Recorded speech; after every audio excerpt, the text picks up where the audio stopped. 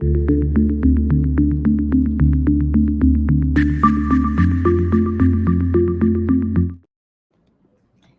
afternoon and welcome to BizTech Asian Midday Market Watch.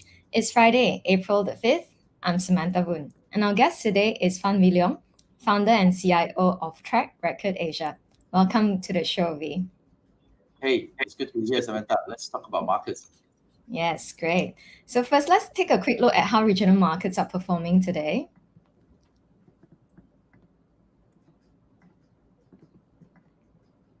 Right. Okay, well, it's a sea of red. We can see here in Japan, the Nikkei 225 is down 2.18%, Shanghai Composite down 0.15%, the Hong Kong Hang Seng down 0.58%, and the Australian ASX 200 down 0.63%, and the South Korean Kospi down 0.98%. In Singapore, the STI is down 0.59%, and in KL, it's at 0%. V, what do you make of today's performance? Well, today it's just, as you say, it's a sea of red. It's just following the performance of US stock markets overnight, which was down roughly around -1.5%. But there's just the after effects and also, I guess, position adjustment ahead of the US jobs report later today. Mm-hmm. Okay, great. So let's just take a look at Japan. Yeah, Japan and the yen, especially given the outcome of the shunto wage negotiation. Where do you see this going, Lee? Well, okay, so the wage negotiations resulted in a multi-year high, the highest wage increase negotiated in years, right? So BOJ was confident enough to start hiking rates because of that. But I think, according to many media reports, the likelihood of this being translated into actual wage increase, it affects only maybe less than 20% of the employees that are hired, that are working at big companies, multinational companies that are able to pass through such to absorb such big wage increase, primarily because of the weaker yen, which is helping exports for Japan. But I think inflation has been higher above the Japan's BOJ's 2% target for almost 2 years now, and it warrants it justifies them in raising interest rates. But I don't think it's going to be, as they themselves have said, it's not going to be a series of interest rate hikes. So that's why the yen has remained weak. But I think Nikkei, if yen continues to remain weak, Nikkei will continue to do well. But the conversations now is whether the Bank of Japan will intervene. The Ministry of Finance will ask the Bank of Japan to intervene in the FX markets to stop the yen from weakening further. But I think this still remains to be seen. The current levels are pretty much where the last intervention happened a year and a half ago. So it depends on whether they follow through or not for now. Yeah. Okay.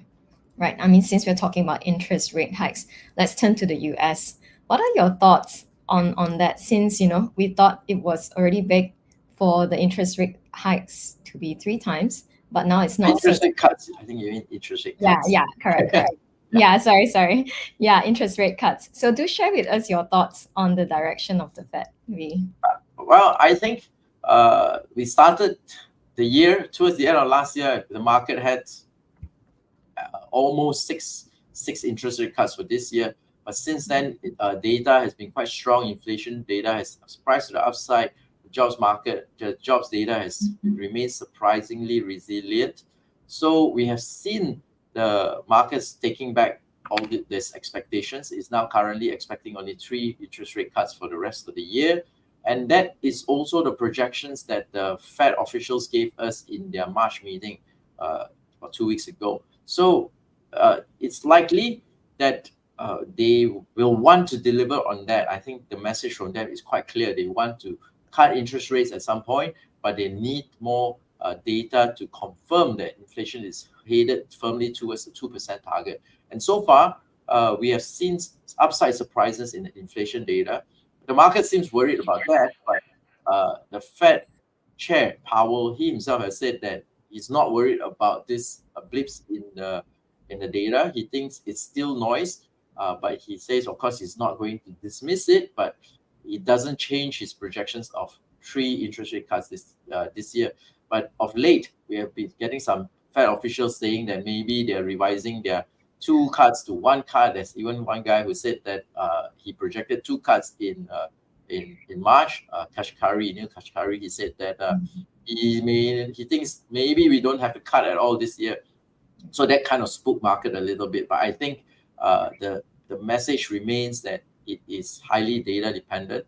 I think we need to monitor mostly primarily what the Fed chair Powell is saying. And so far he's saying that he's still right on track for his projections of 3 rate cuts.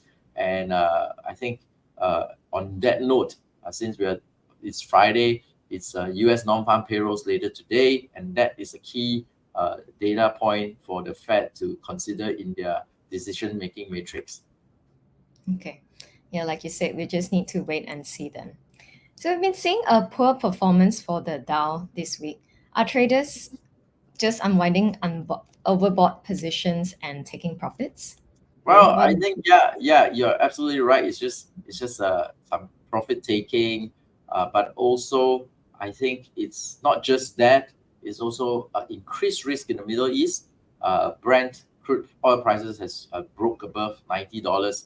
This was last seen about a year ago. So this is quite high, more than a year ago, I think. And it's worrying the markets that Iran will start to become more involved in the conflict in the Middle East.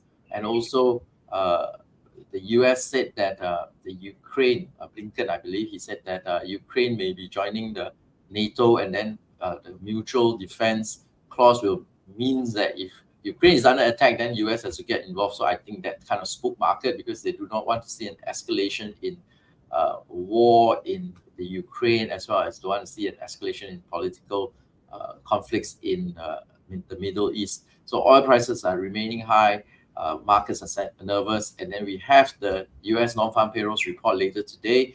So it makes sense for traders to take some chips off the table, just in case something bad happens, and in case we have a very strong report. And then if a strong report has come out, I think markets will start to question whether the Fed will be cutting interest rates anytime soon, and that should be weakening risk sentiment as well.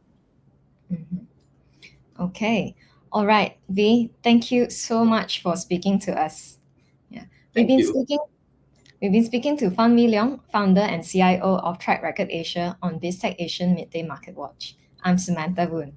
So this video and podcast will be on our website, www.dissectasia, our social media platforms, and our syndication partner TV stations and radio stations and website. Please like and subscribe to our various platforms. Thanks for tuning in.